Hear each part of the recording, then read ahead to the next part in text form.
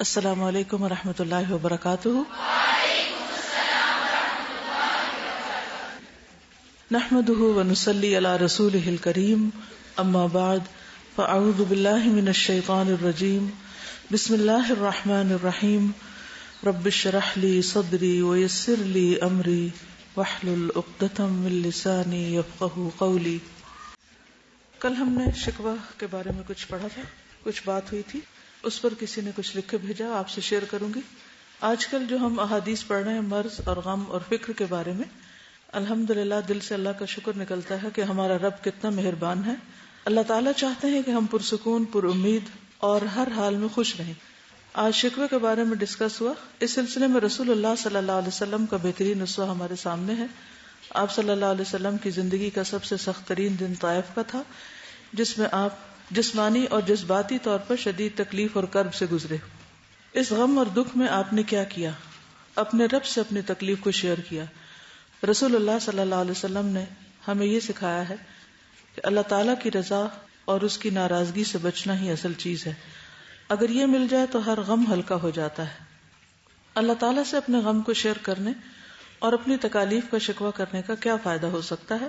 Number 1، اللہ السمیع اور البصیر ہے، وہ ہر وقت ہر جگہ ہماری بات سن سکتا ہے۔ بندوں کو سنانے کے لیے تو انتظار کرنا پڑتا ہے نا۔ اللہ تعالیٰ العلیم ہے، وہ ان باتوں کو بھی جانتا ہے جو ہم بیان بھی نہیں کر پا رہے ہوتے، اور اس تکلیف اور غم کی شدت کو بھی جانتا ہے جو ہم محسوس کر رہے ہوتے ہیں۔ نمبر 3، اللہ تعالیٰ القدیر ہے، وہ ہر طرح سے ہماری تکلیف اور غم کو دور کرنے کی پوری طاقت رکھتا ہے۔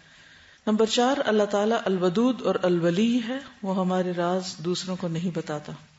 اللہ تعالیٰ الشکور ہے، وہ ہماری ہر تکلیف اور غم میں صبر پر بے پناہ اجر بھی دیتا ہے۔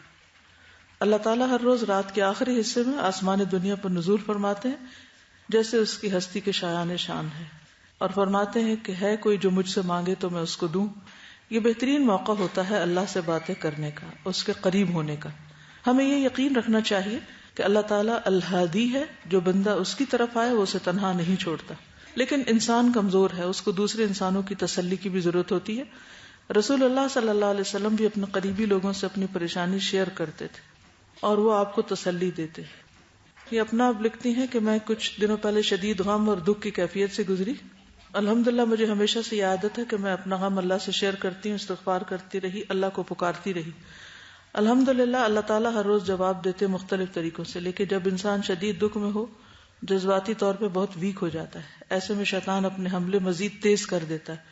شیطان کی طرف سے بہت وسوسے آتے رہے۔ اس وقت مجھے کسی ایسے شخص کی ضرورت تھی جو میری بات سنتا اور خیر خواہی سے نصیحت کرتا۔ میں صرف اپنا دکھ شیئر کرنا نہیں چاہتی تھی، بلکہ دوسرے کے منہ سے اپنی بات سننا چاہتی تھی جو مجھے اللہ سے مزید قریب کر دے۔ وہ بات میرے ذہن سے نکل نہیں پا رہی تھی، اور الہدا میں ہوتے ہوئے میری آنکھوں سے کئی بار آنسو بھی جاری ہو گئے، لیکن میرے ارد گرد کے لوگوں نے نوٹس نہیں کیا۔ الحمدللہ میں نے کام میں کمی نہیں آنے دی۔ مجھے آپ کی کلاسز کا ایک سبق یاد آیا کہ جب خود کو نصیحت کی ضرورت ہو تو دوسروں کو نصیحت شروع کر دو، اور موسیٰ علیہ السلام کی مثال یاد آئی کہ کنویں پر جانوروں کو پانی پلانے والی کہ خود بھی شدید تکلیف میں ہو تو دوسروں کی مدد کی طرف توجہ کرو۔ یہ سوچ کر میں نے اپنی ایک ساتھی کو اللہ کے قرب کے بارے میں ایک بات کہی۔ سبحان اللہ، اس کے جواب میں اللہ نے اس کے منہ سے وہ بات نکلوائی جس کی مجھے ضرورت تھی۔ اس نے کہا کہ بندہ اللہ سے جتنی محبت کرتا ہے، اللہ بندے سے اس سے کہیں بڑھ کر محبت کرتا ہے، اور وہ اپنے بندے کو کبھی تنہا نہیں چھوڑتا۔ اس بات نے مجھے بہت تسلی دی۔ اس کو کہتے ہیں الہدا البیانی، کسی کے منہ سے ایسا میسج ملنا جو ہماری ضرورت ہوتا ہے۔ یہاں سے یہ اپنا شکوہ پھر کرتی ہیں آخر میں کہ مجھے سمجھ نہیں آتا کہ ہم دین پڑھ کر بھی دوسروں کے بارے میں اتنے انکنسرن کیوں رہتے ہیں۔ ہم پڑھتے ہیں کہ جو دنیا میں کسی بندے کی تکلیف دور کرتا ہے، اللہ تعالیٰ قیامت کے دن اس کی تکلیف دور کرے گا۔ مومن کے دل میں خوشی کو داخل کرنا افضل اعمال میں سے ہے۔ ہم ان باتوں پر کیا یقین نہیں رکھتے؟ ہم اس کو نیکی نہیں سمجھتے؟ ہم کسی دکھی انسان کو تسلی کے 4 الفاظ کیوں نہیں کہنے آتے؟ ہم ایموشنلی اتنے سست کیوں ہیں؟ شاید اس لیے ہم ابھی تک اپنی ذات کے خول میں بند ہیں۔ آخری پیراگراف جو شکوہ ہے پھر ایک مزید آپ سب سے، اس کا جواب کیا ہے آپ کے پاس؟ مثلا اگر کسی کی آنکھ میں آنسو ہیں تو کیا کرنا چاہیے؟ تسلی دیں جی، کس بات پہ پوچھنا پڑے گا؟ پھر اور آنسو آئیں گے۔ اپنے جسٹس سے شو کرا دیں تازہ جو مجھے اپنا لگتا ہے نا فیل ہوتا ہے وہ تو یہ کہ کام کے دوران آئی تھنک ہم اتنے میکینیکل سے ہو جاتے ہیں کہ ہم ہیومن ایسپیکٹ ہی چھوڑ دیتے ہیں. ہونا چاہیے نا, کام کر رہے ہیں اور کام ہے, کام میں میکینیکل ہونا ہی چاہیے. مثلا میں جب کام کر رہی ہوں تو کئی کیفیات گزر رہی ہوتی ہیں. کبھی ایسی تحریر سامنے آتی کہ میں رونے لگ جاتی ہوں, کبھی کوئی بات یاد آتی, کبھی اللہ کی یاد آتی ہے. تو اس وقت میرا تو قطعاً دل نہیں چاہتا کہ کوئی میری طرف دیکھے بھی. کہاں یہ کہ کوئی مجھ سے پوچھے کہ تمہارے آنسو کیوں آئے, کیونکہ آنسو کا آنا ایک جو بہت ہی ذاتی عمل ہے نا. اور کام کے وقت انشاءاللہ میں جلدی ایک تحریر آپ سے شیئر کرنے والی ہوں کہ کام ہوتا ہے. کام کے وقت جذبات کو ایک طرف رکھنا پڑتا ہے. ہاں, کام کے بعد جب انسان فارغ ہوتا ہے, یعنی کہ آپ راستے میں ہیں, سفر کر رہے ہیں, یا آپ کام کے علاوہ گھر پر ہیں, یا چھٹی کے وقت آپ کے پاس کچھ وقت ہے اور آپ بیٹھ کے کسی سے کچھ ڈسکس کر رہے ہیں, شیئر کر رہے ہیں, وہ ایک الگ وقت ہے. لیکن اگر اس وقت میں مثلا پڑھا رہی ہوں آپ کو, یہ اس وقت میں کام پہ ہوں نا, یا نہیں کام پہ ہوں, اور اگر اس وقت میں رونا شروع کر دوں یا میری آنکھوں میں آنسو آئے اور آپ سب مجھ سے پوچھنا شروع کر دیں, تو پھر کیا ہوگا؟ کام کس وقت ہوگا؟ جی, اگر تو کوئی جینوئن ایسی چیز ہے کہ دوسرا شخص محسوس کرتا ہے اور آ کے آپ کے دل کی وہ کرتا ہے تھوڑی بہت, وہ تو ٹھیک ہے. لیکن یہ کہ ہمیں لوگوں سے یہ ایکسپیکٹ نہیں کرنا چاہیے, بالکل نہیں کرنا چاہیے. یعنی ہماری ایکسپیکٹیشن یہ نہیں ہونی چاہیے کہ ہماری آنکھ میں آنسو آ رہا ہے یا ہمیں کوئی مسئلہ ہے تو دوسرا لازمی طور پر آ کے ہمیں ڈھارس بندھائے ہماری, بلکہ ہمیں خود ہی اتنا اسٹرانگ ہونا چاہیے. اور جو ابھی جتنا بھی ہم پڑھ رہے ہیں اس میں یہی ہے کہ ہم اپنا شکوہ کہاں کریں. دوسری بات یہ کہ یہ دوسروں کے بہاف پہ ہے کہ وہ کسی کی ڈھارس بندھا رہے ہیں کہ نہیں بندھا رہے, یعنی یہ ان کا عمل ہے. دیکھیے, دو چیزیں ہوتی ہیں نا. ایک تو مثلاً پتا ہے کسی کو کہ اس شخص پر یہ حادثہ گزرا ہے, ٹھیک ہے نا. اگر پتا ہے اور اس حادثے کے بعد آنسو آ رہے ہیں, کوئی فوت ہو گیا مثلاً, یا کوئی اور ایسا مسئلہ ہوا ہے جس کا سب کو علم ہے, اس وقت تو دوسروں کا فرض بنتا ہے کہ وہ پوچھیں. لیکن اگر کسی کو علم ہی نہیں تو اس صورت میں کیسے پوچھا جائے گا؟ لیکن کیا ہمارا اپنا فرض نہیں بنتا کہ اگر ہمیں کوئی تکلیف ہے تو ہم کسی ایسے شخص کے پاس جائیں, جسمانی بیماری ہے تو ڈاکٹر کے پاس جائیں, اگر کوئی روحانی تکلیف ہے تو جو اس کا ماہر ہے اس کے پاس جائیں, یا اگر کوئی جذباتی صدمہ ہے تو اپنے جذبات کیا انسان ہر ایک سے شیئر کر سکتا ہے؟ یہ کرنے چاہیے؟ نہیں کرنے چاہیے. اگر کوئی قریبی دوست ہے ہمارا تو اس کے ساتھ ہم کر سکتے ہیں. لیکن میرا تجربہ یہ ہے کہ بہت دفعہ جب آپ اپنے اوپر گزرنے والے حادثے کو کسی انسان سے شیئر کرتے ہیں تو وہ اس کو سمجھ ہی نہیں آتی, کیونکہ وہ اس سے گزر نہیں رہا. نتیجہ کیا ہوتا ہے؟ وہ کوئی ایسی الٹی پلٹی نصیحت کرتا ہے کہ آپ اور بدمزہ ہو جاتے ہیں. اصل میں نے یہ ایشو اس لیے چھیڑا کہ یہ ہر دوسرے بندے کا مسئلہ ہے, یہ صرف ایک کا نہیں ہے. ہر دوسرا شخص اسی شکوے میں مبتلا ہے کہ میں جہاں رہتا ہوں, گھر میں رہتا ہوں تو گھر والے میری کیئر کیوں نہیں کرتے, آفس میں تو آفس میرے کیئر کیوں نہیں کرتا, کام پہ ہوں تو کام والے میری کیئر کیوں نہیں کرتے. ہم سب کو یہ شکوہ ہے. اور نعمتیں ساری بھول کے کہ اللہ نے کتنا بڑا موقع ہمیں دیا ہے, کہ ایسا ماحول دیا ہے کہ جس میں ہمیں ایک نیکی کے کام کا موقع ملا ہوا ہے. لیکن ٹھیک ہے, انسان کے اوپر دکھ, غم, تکلیف سب چیزیں آتی ہیں, مگر کس حد تک ہم کس سے توقع رکھیں گے کہ وہ ہمیں سمجھتا ہو؟ ہمیں کون سمجھتا ہے؟ اتنے کمپلیکیٹڈ ہیں ہم, بلیو می. جی,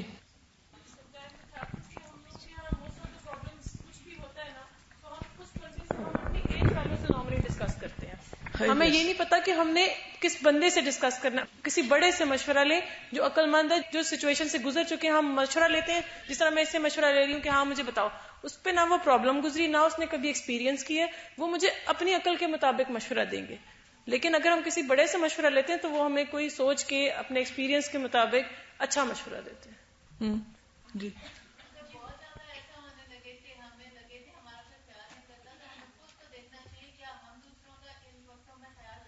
ویری گڈ پوائنٹ. یعنی اگر ہمیں یہ شکوہ ہو کہ دوسرے ہمارا خیال نہیں رکھتے تو پھر ہمیں اپنا بھی جائزہ لینا چاہیے کہ کیا ہم دوسروں کا رکھتے ہیں, کیونکہ تعلقات ہمیشہ دو طرفہ ہوتے ہیں, یہ یاد رکھیے.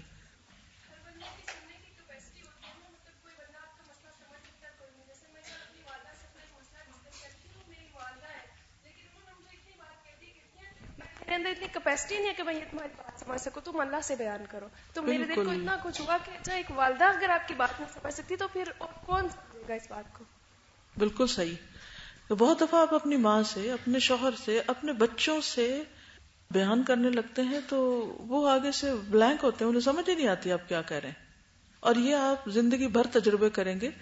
میرا پرسنل ایکسپیرینس ہے، بہت دفعہ ایسا ہوا کہ جب میں کسی شدید تکلیف میں تھی اور میں نے تھوڑی سی کوشش کی اپنے کسی بچے سے یا کسی بھی دوست سے یا کسی سے بات کرنے کی، تو یا تو وہ اور زیادہ پریشان ہو گئے، یا پھر وہ حیران ہو گئے، یا پھر انہوں نے ہینڈز اپ کر دیے کہ یہ جتنی باتیں میں نے کل آپ کو بتائی تھی نا شکوے سے متعلق، یہ سب میں نے ایکسپیرینس کر کے پڑھ کے اور ایک خاص نتیجے پہ پہنچ کے بتائیں. لیکن اس کے بعد میں سوچ رہی تھی کہ میں نے اتنی بڑی بڑی باتیں تو کہہ دی، لیکن شاید یہ اگلے لیول کی باتیں جو اس ایج میں شاید سمجھ نہ آئے، جو ایج گروپ میرے سامنے بیٹھا ہوا ہے، کیونکہ ان کو انسٹنٹ حل چاہیے، فوری چاہیے. ادھر کوئی تکلیف ہو ادھر بتانا ہے، ادھر بتانا ہے، توجہ چاہیے، اٹینشن چاہیے.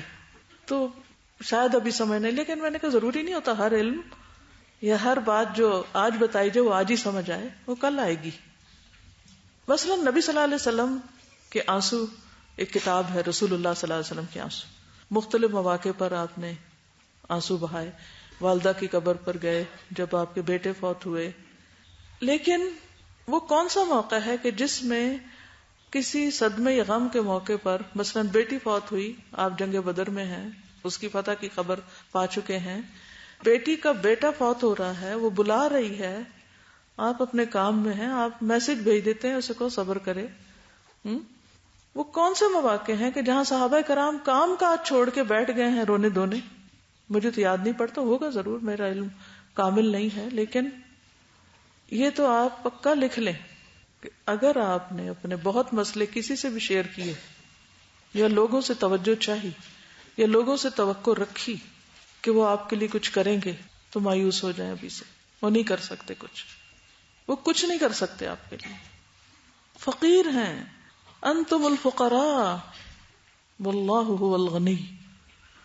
اور یہ بھی آپ دیکھیں گے کہ جن کے ساتھ آپ بہت مسئلے شیئر کرتے ہیں نا، کچھ دنوں کے بعد جب ان کا مزاج بدلے گا، بات دوبارہ آپ پر ہی پڑے گی کہ قصور آپ کا ہی ہے یا آپ کا ہی تھا. ہاں، ہم ڈرنا شروع کر دیں گے کسی کو نہ بتا دیں. جی آپ سازا ایک بک ہے نا سیکرٹ، اور انہی آتھر کی بک ہے پاور. تو وہ سارا اسی کے اوپر ہے کہ مائنڈ، جو ہم سوچ رہے ہوتے ہیں وہی چیز حقیقت بن جاتی ہے. جو ہم بہت زیادہ سوچتے ہیں اور پھر اس سے زیادہ بڑھ کے جس چیز کا پرچار کرتے ہیں، جس کا تذکرہ، یعنی وہ سوچ سے ہمارے تبصرے میں آ جاتی ہے. تو اب اس سے یہ چیز ریلیٹ کر کے اتنی ہو رہی ہے کہ بیماری میں بھی اس کا تذکرہ یا دکھ درد میں بھی اس کا آپ صرف ایک شیئر کرنے سے حاوی ہے. وتواصوا بالحق وتواصوا بالصبر کی بھی بات ہوتی ہے. وہ پھر کیسے ہوگی اگر پتہ ہی نہیں کہ دوسرا رنج میں ہے یا غم میں ہے یا کچھ، وہ ان ظاہری صدموں پر ہے. ٹھیک ہے نا، ایک وہ ظاہری صدمے ہیں نا کہ آپ بیمار ہو گئے، آپ کے اوپر کوئی مالی آفت آ گئی. وَلَنَبْلُوَنَّكُمْ بِشَيْءٍ مِّنَ الْخَوْفِ وَالْجُوعِ وَنَقْصٍ مِّنَ الْأَمْوَالِ وَالْأَنفُسِ وَالثَّمَرَاتِ. یہ وہ چیزیں ہیں جو سب کو نظر آتی ہیں نا کہ دوسرے کا نقصان ہو گیا، اس میں تو وتواصوا بالصبر ہو جائے گی.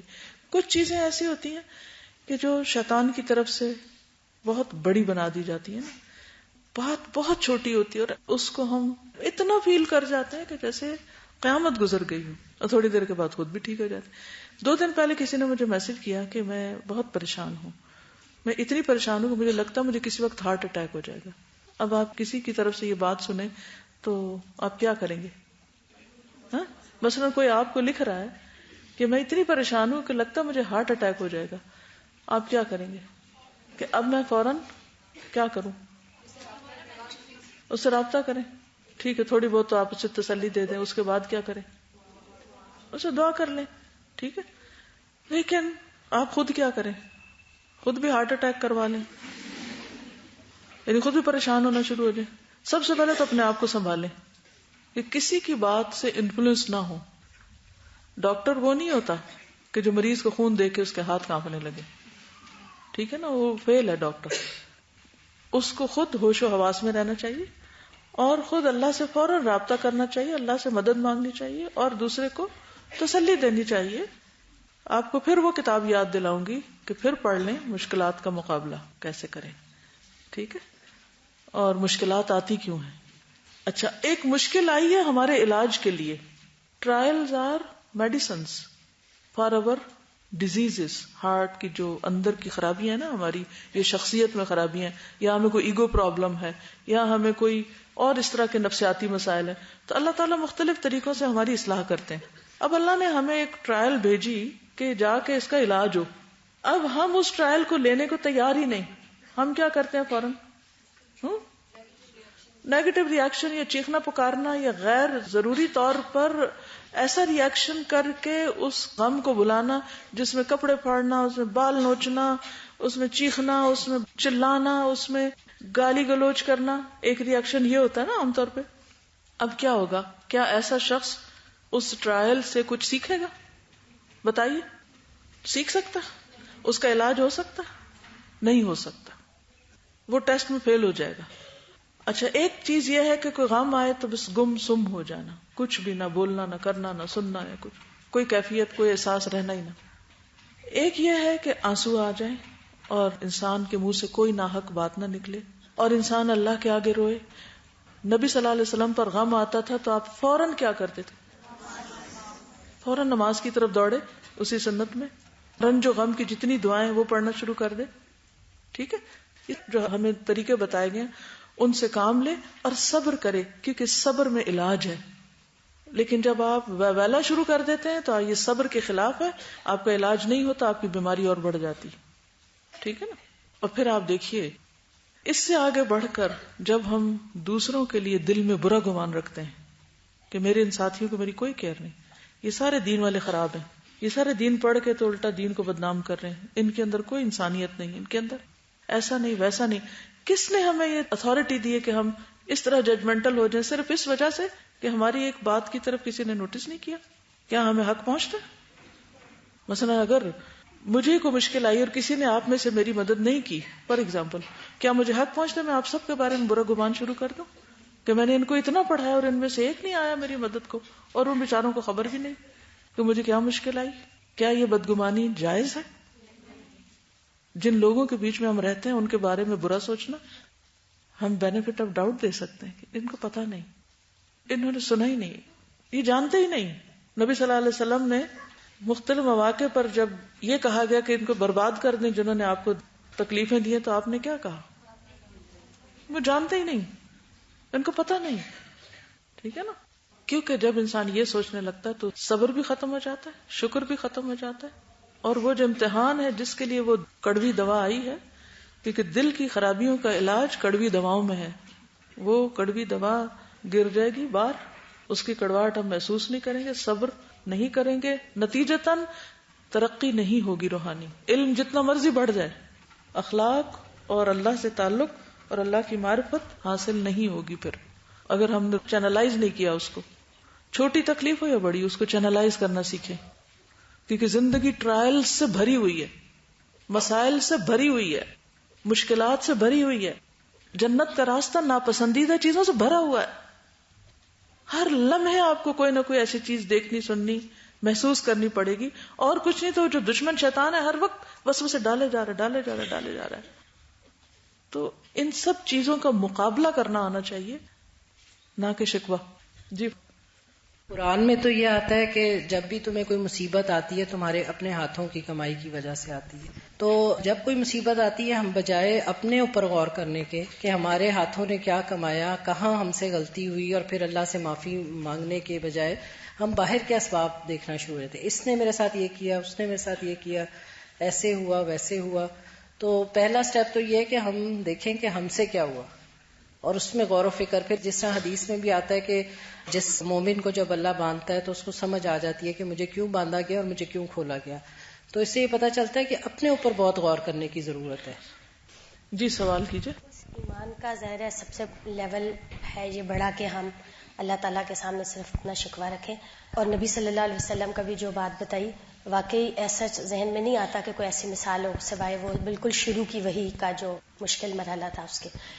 لیکن یہ کہ جتنے بھی لوگ ہوتے ہیں سب کا ایک لیول نہیں ہوتا ایمان کا، اور اس میں یہ ہوتا ہے کہ مثلا ہم دیکھتے ہیں نبی صلی اللہ علیہ وسلم نے تو نہیں ایسا کیا، لیکن لوگ آپ کے پاس آتے تھے اور آپ سے آ کے اپنی مشکلات یا جو بھی ان کو دکھ تکلیف ہوتی تھی اس کو ڈفرینٹ لوگ بیان کرتے تھے، اور جو بھی ممکنہ صورتحال ہوتی تھی آپ صلی اللہ علیہ وسلم کو کسی کو دعا دینی ہے یا کسی کو کوئی اور مادی ضرورت ہے یا جو بھی چیز تھی اس کو آپ صلی اللہ علیہ وسلم نے پورا کیا. تو ایسے میں یہ کہ جب ایمان کے مختلف لیولز ہیں سب لوگوں کے، تو اس میں بہت سے لوگ ایسے ہوں گے کہ بہرحال وہ شکوے کریں گے، اور ان کا پھر حل بھی بتانے والے لوگ ہونے چاہیے. یہ ایک عادت بھی ہوتی ہے اصل میں، مختلف لوگوں کے ساتھ چونکہ ملتی رہتی ہوں نا، اور کچھ لوگوں سے سالوں کا تعلق ہے، تو اس میں دیکھتی ہوں کہ ہر ایک کا مزاج فرق ہوتا ہے نا، اور وہ مزاج ان کے ماحول کی پیداوار ہوتا ہے. بعض اوقات ان کی زندگیوں میں کچھ محرومیوں کی وجہ سے ہوتا ہے، بعض اوقات کسی کی بے وفائی کی وجہ سے کوئی ایٹیٹیوڈ ڈیولپ ہو جاتا ہے. اور کچھ لوگوں میں دیکھتی ہوں کہ اپنی ان چیزوں پہ وقت کے ساتھ ساتھ ایسا قابو پاتے ہیں ماشاءاللہ، اتنا زبردست چینج آتا ہے ان کے اندر. کچھ لوگ بڑے ہو کے بوڑھے ہو کے بھی میچور نہیں ہوتے. یہ مختلف طرح کے مزاج ہیں اور اللہ انہیں بنائے ہیں مختلف، اور ان کے لیے مختلف چیزیں ٹیسٹ ہیں. لیکن پھر بات یہی ہے کہ انسان کو اللہ نے چونکہ سمیع بصیرہ بنایا ہے، اور اسی میں اس کا امتحان بھی ہے کہ عقل سے کام لے. مثلاً اگر کسی کی جسمانی تکلیف ہے تو وہ کسی ویٹ کے پاس تو نہیں جائے گا، یعنی جانوروں کے ڈاکٹر کے پاس تو نہیں جائے گا نا. کس کے پاس جائے گا؟ اس چیز کے اسپیشلسٹ کے پاس. اینک بنوانی ہے تو ڈینٹسٹ کے پاس نہیں جائے گا، نہیں جانا چاہیے. کیا خیال ہے؟ اب ایک شخص جس کی میچورٹی کا لیول ہی نہیں ہے کوئی، اس کے پاس اگر آپ توقع رکھ رہے ہیں کہ وہ مجھے کوئی دلاسا یا تسلی دے، تو وہ ایک اینک بنوانے ڈینٹسٹ کے پاس گیا ہے جو اس کی اپنی غلط چوائس ہے. جس سے وہ توقع رکھ رہا ہے اس کے اندر، وہ کہتے ہیں ان تلوں میں تیل ہی نہیں ہے، اس بندے کے اندر وہ چیز ہی نہیں ہے جس کی میں توقع رکھتا ہوں. بعضوں کا تو اپنے بہن بھائی ہوتے ہیں، شوہر ہوتا ہے، کوئی بھی ہوتا ہے. لیکن انسان کی ویکنس یہ ہوتی ہے کہ پلٹ پلٹ کے اسی کی طرف جاتا ہے، پلٹ پلٹ کے اسی کو سہارا بناتا ہے. اور اللہ چاہتا ہے کہ ہم بندوں کو سہارا بنانے کے بجائے حسبی اللہ و نعم الوکیل کہیں. حضرت ابراہیم علیہ السلام نے جب ساری قوم ان کے خلاف تھی تو انہوں نے قوم کا شکوہ نہیں کیا، انہوں نے کیا کہا؟ حسبی اللہ و نعم الوکیل. آگ ٹھنڈی ہو گئی، گلزار بن گئی.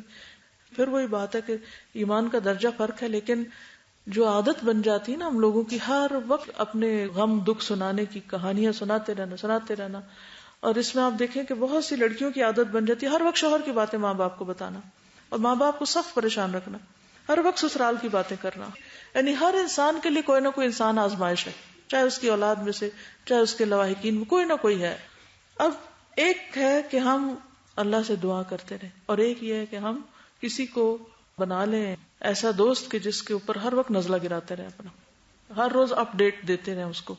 آج اب یہ ہو گیا، آج میرے میاں نے یہ کر دیا، آج تمہیں پتا کیا ہو گیا، آج یہ ہو گیا، آج یہ ہو گیا، آج یہ ہو گیا. ان اینڈنگ نتیجہ کیا نکلے گا؟ جو سن رہا ہے نا اس کا بھی فرض بنتا ہے کہ بجائے اس کے کہ وہ اسی مسئلے میں الجھا رہے، اس کو اپنا ایمان بڑھانے کے لیے کوئی رستہ دکھائے. حال صرف اللہ کے پاس ہے. آپ کیا کہہ رہی ہیں؟ میں نے اپنی والدہ کو دیکھا الحمدللہ، امی جن کو، کہ بہت زیادہ وہ بچتی تھیں کسی کی بات کرتے ہوئے، اور بہت انہوں نے زندگی میں مشکلات دیکھی. تقریباً 13 سال سوتیلی ماں کے ساتھ رہیں، لیکن انہوں نے ہمیں کبھی کوئی غلط بات نہیں بتائی تھی. دوسروں سے ہمیں بہت سی باتیں پتہ چلیں کہ ان کے ساتھ یہ ہوا فلاں وقت، تو وہ مطلب بات کرنا بھی پسند نہیں کرتی تھی. اور یہاں تک کہ آخری جب ان کا وقت تھا تو میں ہی ان کے پاس تھی، تو اس وقت بھی ایسے کچھ مسائل تھے، ہر طرف سے ایسے گھیرا ہوا تھا ان کو مسائل نے، لیکن وہ مجھ سے بھی بچ رہی تھی. بار بار ایسے میرے سامنے شو کریں کہ جیسے وہ سو گئی ہیں، اور میں جب اٹھوں پھر دیکھوں کہ نہیں، سونے کی جیسے آواز ہوتی ہے ویسی نہیں ہے، تو وہ بس چھت کو دیکھ رہی تھی. اور اس طرح جیسے انہوں نے اپنی زبان کو اور منہ کو ایسے بند کیا ہوا ہے کہ میں نے کچھ نہیں بولنا اور کوئی شکوہ نہیں کرنا، کوئی شکایت، ایک جملہ بھی نہیں بولنا. تو الحمدللہ اس طرح سے وہ دنیا سے گئیں. تو مجھے امید ہے کہ اللہ تعالیٰ نے ان کو ضرور اس کا اجر دیا ہوگا. اور مجھے اتنی زیادہ اس بات کی خوشی ہوتی ہے کہ انہوں نے وہ بچا کے رکھی ہیں اپنی نیکیاں. تو یہی ہے کہ یہ ہمارے پاس ایک موقع ہوتا ہے کہ جو کچھ ہم نے کیا ہوتا ہے وہ سب ضائع کر دیتے ہیں، اور بعض اوقات اتنی بار اس کو دہراتے ہیں. بعض اوقات صرف وہ بات نہیں کرتے، مبالغہ رائی کر کے تو اس بات کو اتنا بڑا بنا دیتے ہیں، وہ کچھ سے کچھ بن جاتی ہے، جھوٹ شامل ہو جاتا ہے اس میں. جس طرح میرا یہ خیال ہے کہ ایک تو پہلے شکوے کو ڈیفائن کرنا ہی نہیں لوگوں کو آتا نا. ایک تو یہ چیز ہوتی ہے نا، ایک جینوئن چیز ہوتی ہے، اور ایک یہ ہوتی ہے خود ساختہ. زیادہ تر ہمارے جو غم ہوتے ہیں وہ خود ساختہ ہوتے ہیں. اس میں یہ ہے کہ جیسے ایک ایموشنل انٹیلیجنس کا لفظ ہے نا، ہمیں یہ پتہ ہی نہیں ہوتا کہ ایک جذبات کی رو میں بہ کے ہم کیا سے کیا کر دیتے ہیں. جیسے ابھی نے کہا کہ مبالغہ آرائی کی انتہا ہو جاتی ہے. جیسے میرج کاؤنسلنگ کے زیادہ تر کیسز آتے ہیں، اس میں اتنا زیادہ ڈیمانڈنگ ہو جانا جو ہوتا ہے نا، وہ سب سے زیادہ جو غم ہے وہ اس سے پیدا ہوتا ہے کہ آپ اتنے ڈیمانڈنگ ہیں کہ ہر وقت یہ چاہتے ہیں کہ ہر شخص آپ کا دھیان رکھے. تو آپ دوسری سائڈ پہ کیوں نہیں آ جاتے کہ آپ دوسروں کا خیال رکھیں؟ میرا یہ خیال ہے کہ اس میں تھوڑا سا اپنے آپ کو نہیں کرنے کی ضرورت ہے ہم عورتوں کو، کہ اتنا ڈیمانڈنگ نہیں ہونا چاہیے. اور یہ معلوم ہونا چاہیے کہ اگر زندگی میں کوئی پرابلم ہے تو پھر اس کو کس کو بتانا ہے. جیسے آپ نے ابھی مثال دی کہ کم از کم اتنی حکمت ہونی چاہیے کہ یہ معلوم ہونا چاہیے کہ یہ اس مسئلے کا حل کس کے پاس ہوگا. جیسے ڈینٹسٹ کی بات آپ نے بتائی، عام طور پہ یہ ہوتا ہے کہ ہم اس شخص سے جا کے بات کرتے ہیں جو اس کے پاس اس کے اپنے مسائل کا حل نہیں ہوتا، وہ پھر آپ کو ایک نئے راستے پہ ڈال دیتا ہے، وہ اس سے اور مزید غموں میں اضافہ ہوتا ہے. تو یہ بھی ہمیں اپنے اندر چیز تھوڑی سی پیدا کرنی چاہیے کہ پتا ہو کہ کس سے بات کرنی ہے. حضرت ابوبکر صدیق کا ایک قول یاد آ رہا ہے کہ اپنی زبان کو گلے شکوے سے بچاؤ، دل کو اطمینان حاصل ہوگا. تو میں یہ کہوں گی کہ ڈیمانڈنگ بہت زیادہ نہیں ہونا چاہیے. مجھے یہ بات سمجھ میں آ رہی ہے کہ دو طرح سے اس چیز کو دیکھا جائے گا کہ ہم خود تو اپنے دکھ غم اور اس کے لیے شکوے یا دوسروں سے ایکسپیکٹیشنز نہ رکھیں، لیکن ہم اپنے ارد گرد لوگوں کے اوپر اس طرح نظر ضرور رکھیں کہ اگر کسی کو کوئی غم تکلیف ہے، اگر کسی کی آنکھوں میں کبھی آنسو ہم نے دیکھے ہیں، تو ہم ضرور اس کی ہیلپ اور خیر خواہی کے لیے اس سے بات کر لیں. کیونکہ اس سے یہ ہوتا ہے کہ ہمیں کسی کے حالات کا نہیں پتا، ہو سکتا ہے کوئی ایسی مشکل میں ہو اور ایسے غم میں ہو کہ اس کو بھول ہی جائے کہ وہ دعا کرے یا کیا کرے. ایک بات میرے ذہن میں یہ آئی تھی کہ ایک سائیکولوجیکل تھراپی ہوتی ہے کلائنٹ سینٹرڈ تھراپی. اس کے اندر یہ چیز ہوتی ہے کہ جب ہم کسی کو یہ سکھاتے ہیں نا کہ اپنے غم کو آپ نے ڈیل کیسے کرنا ہے، اس میں ہوتا ہے کہ اس کو خود یہ چیز سکھائیں، یعنی آپ بجائے کہ اپنا اس کو محتاج کر دیں، یعنی پرسن ڈیپینڈنٹ نہ ہو. جی، یعنی آٹو سجیشن اور کلائنٹ سینٹرڈ تھراپی، یہ دو چیزیں ہیں کہ اپنے آپ کو خود اس جگہ پہ رکھے اور یہ سمجھے کہ میں آپ کے پاس آئی ہوں اور مجھے بتائیں کہ اب آپ کیا کریں گے. بعض اوقات وہ اس کا بہترین حل دیتے ہیں کیونکہ اس سچویشن کو وہ زیادہ اچھا سمجھتے ہیں کیونکہ ہم اس میں ہوتے نہیں ہیں. مجھے جو بات سمجھ آئی ہے نا کہ جب انسان تنہا محسوس کرتا ہے یا کمزور محسوس کرتا ہے یا دکھ ہوئی محسوس کرتا ہے تو اس کو سہارا چاہیے ہوتا ہے. ایسا ہی ہے نا، یعنی اگر میں خود نہیں کھڑی ہو سکتی تو مجھے کسی کا ہاتھ پکڑنا ہے، فائن، یہ اس وقت کی نیڈ ہے. اب تین میں سے ایک آپشن مجھے لینی ہے. تین چیزیں میرے سامنے، ایک ہے اللہ کا سہارا، ایک ہے کسی بندے کا سہارا، اور ایک ہے اپنا سہارا. سیلف ریلائنس، پیپل ڈیپینڈنٹ، اور توکل علی اللہ. ٹھیک ہے. فزیکل نیڈز میں بھوکے ہیں آپ، اور ابھی آج انشاءاللہ وہ جو مریض کے احکام پڑھیں گے کہ جب وہ ڈیپینڈنٹ ہو جاتا ہے، پیرالائز ہو گیا، محتاج ہو گیا، اپاہج ہو گیا، کچھ ہو گیا، فزیکلی ڈیپینڈنس، تو اس کو obviously کوئی اس کو تیمم کرائے گا. جیسے نبی صلی اللہ علیہ وسلم بیمار تھے آخر میں تو عائشہ نے ان کے ہاتھوں سے وہ جو رات کے وقت عمل کرتے تھے پڑھ کے ان کیا. لیکن جب ایسی چیزیں کہ جو بندوں کے ہاتھ میں ہی نہیں تو اس میں کیا ہوگا؟ اللہ تعالیٰ پر بھروسہ. تو تدبیر اور توکل میں یہی ہوتا ہے نا کہ تدبیر اور تقدیر جو ہے اس کو سمجھتے ہوئے اللہ سبحانہ تعالیٰ کا سہارا. پھر اس کے بعد تیسری چیز یہ ہے کہ کچھ چیزیں ایسی ہیں کہ جس میں آپ کو یعنی کہ سیلف مینجمنٹ کرنی ہوگی، اپنے آپ کو مینٹین رکھنا ہوگا، اپنے لیے خود بہت ساری چیزیں کرنی ہوگی. اس کے لیے آپ پہلے سے لسٹ بنا کے رکھیں کہ اگر مجھ پہ یہ کیفیت آئے تو مجھے کیا کرنا ہے.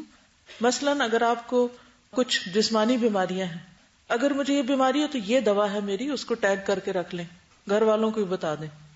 کیونکہ جب تکلیف آتی ہے تو بندے کو بھول جاتا ہے کہ میں نے کیا کھانا ہے، دوا کھانی بھی بھول جاتا ہے. تو مختلف چیزوں کو مختلف طرح سے آپ مینج کریں گے. تو وہ لسٹ بنائیں کون سی چیزیں ہیں جو میں اپنے لیے خود ہی کر سکتا ہوں، کون سی چیزیں ہیں جن میں مجھے لامحالہ بندوں کی ضرورت ہے، میں خود نہیں کر سکتا، مجھے ان چیزوں میں بندوں کی ہیلپ چاہیے، اور کون سی چیزیں ایسی ہیں جو نہ میرے اپنے ہاتھ میں نہ بندوں کے ہاتھ میں، وہ صرف اللہ نہیں کرنی ہے. ویسے تو جو خود بھی کرتے ہیں اس کے ساتھ بھی اللہ ہی کے اوپر بھروسہ، جو بندے ہمارے لیے کرتے ہیں اس میں بھی دراصل اللہ ہی پہ بھروسہ کہ اللہ ہی ان کے ذریعے کروائے گا، اللہ ہی ان کے دل میں رحم ڈالے گا. اور وہ کون سی چیزیں ہیں جو کسی کے بھی ہاتھ میں نہیں ہے، کوئی بھی نہیں کر سکتا، صرف میرا رب کرے گا. وہ کون سی چیز ہے جو رب کے ہاتھ میں ہے، 2 انگلیوں کے بیچ میں ہے، وہ کون پلٹے گا؟ جتنی مرضی کوئی آپ کو پکی نصیحتیں کرے، آپ مڑ کے پھر وہیں کھڑے ہوں گے کیونکہ آپ کا دل پلٹا ہوا ہے. جب تک وہ سیدھا نہیں ہوگا نا آپ ٹھیک نہیں ہو سکتے. تو کیا کریں؟ جتنے جا کے کاؤنسلنگ کروا لیں، جس مرضی کے پاس جا کے اپنا رونا رو لیں، کیا ہوگا؟ وہ نہیں ٹھیک ہوگا جب تک اللہ ٹھیک نہ کرے، نہیں ہوگا. مثلاً آپ کے اپنے بچوں میں سے ایک بات آپ ان کو روز سمجھاتے ہیں، چھوڑ دو اس چیز کو، یہ نہیں ہو سکتا، نہیں ہو سکتا. چوتھے دن وہ پھر وہی ہوگا. کیوں؟ آپ نے کوئی کمی کی سمجھانے میں، توجہ دینے میں، نصیحت بھی کی، ڈانٹا بھی، پیار سے بھی سمجھا، سب کچھ کیا، وہ وہیں کا وہیں ہے. کیوں ہے؟ کیوں ہے؟ وہ دل نہیں ٹھیک ہوا. تو یہ جو نفسیاتی اور روحانی قسم کے ہرٹس ہیں نا، یہ اس کا علاج بندوں کے پاس بہت کم ہے. ٹھیک ہے. جسمانی طور پہ جو آپ کی ویکنیسز ہیں، بھوک ہے، کھانا ہے، کپڑا ہے، کچھ اور چیزیں، وہ آپ کے گھر والے، ماں باپ، میاں، ادھر ادھر کے آس پاس کے لوگ آپ پہ رحم کر کے آپ کو کچھ نہ کچھ مدد دے دیں گے. اور کچھ چیزیں ایسی کہ آپ خود ہی سوٹی پکڑ لیں اور چلنا شروع کر دیں. جی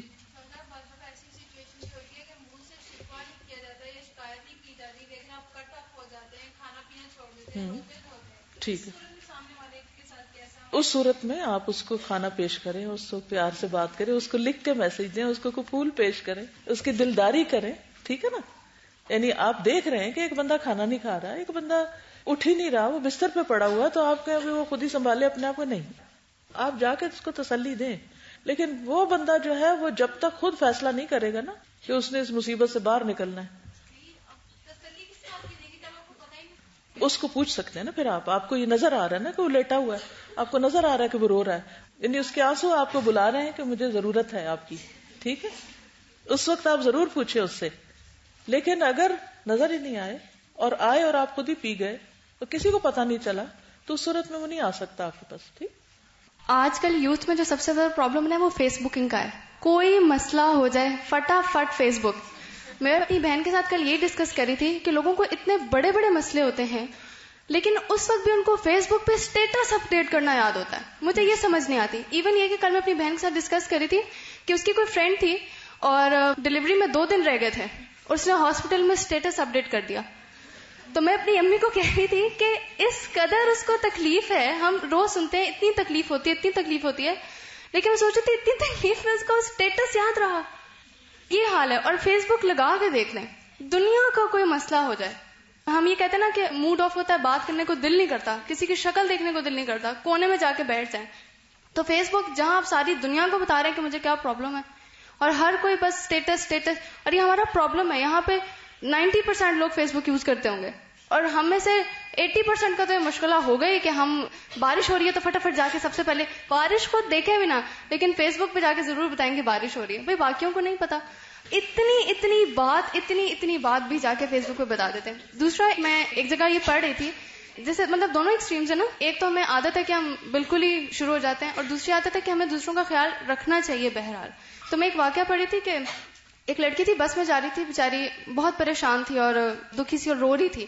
تو اس کے ساتھ ایک اجنبی خاتون آ کے بیٹھی اور بالکل نہیں جانتی تھی وہ کون ہے، کچھ بھی ہے. تو وہ رو رہی تھی بہت زیادہ. تو اس نے اس کا ہاتھ پکڑا اور اس کا ہاتھ پکڑ کے صرف اتنا کہا کہ فکر نہ کرو، اللہ تعالیٰ سب کچھ ٹھیک کر دیں گے. اور جتنی دیر وہ بس میں اس کے ساتھ بیٹھی رہی نا، تو مضبوطی سے اس کا ہاتھ پکڑ کے بیٹھی رہی. تو اس لڑکی نے اپنی فیلنگز لکھی ہوئی تھی کہ مجھے اتنا حوصلہ ہوا اس بات سے، اتنا حوصلہ ہوا، کیونکہ ایٹ ٹائمز جب ہم بیمار ہو جاتے ہیں، پریشانی میں ہوتے ہیں، تو ہم صرف اسی چیز میں انڈلج کر جاتے ہیں نا، ہمیں اللہ یا دعائیں یاد نہیں رہتی، تو ہمارے دل کو ہمت ملتی ہے. تو دونوں چیزیں، دونوں کا خیال رکھنا چاہیے. دیکھیں، جب ہم کسی کا رکھیں گے نا تو کوئی ہمارا بھی رکھے گا. یہ 2 طرفہ ہوتا ہے. ریلیشن شپ ہمیشہ 2 طرفہ ہوتا ہے. اگر آپ ہر وقت اپنے خول میں بند رہیں اور صرف تکلیف کے وقت آپ سمجھیں کہ کوئی اپنے خول سے دوسرا نکل آئے باہر، تو یہ مشکل ہوگا. جی فیس بک کا علاج بتائیے. کریں نہ، کبھی ان کو کمنٹ نہ دے کے، کبھی ان کو رپلائی نہ کریں، بالکل اگنور کریں تو وہ دینا بند کر دیں گے انشاءاللہ.